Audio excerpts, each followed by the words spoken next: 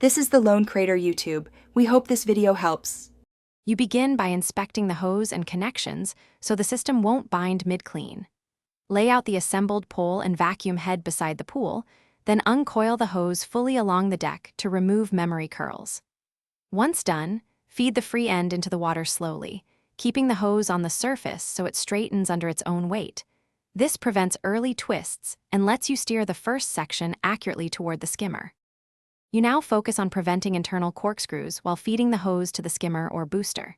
Feed only short lengths, pausing to rotate the hose a quarter turn every 3 to 5 feet so internal torsion equalizes rather than accumulates. Make sure suction is steady. Hooking to the skimmer or a booster pump gives consistent flow that helps the hose lie flat. If you feel resistance, stop and reverse a little to remove kinks before continuing to the next. You finish by arranging the hose so it follows pool walls and corners with minimal crossing points.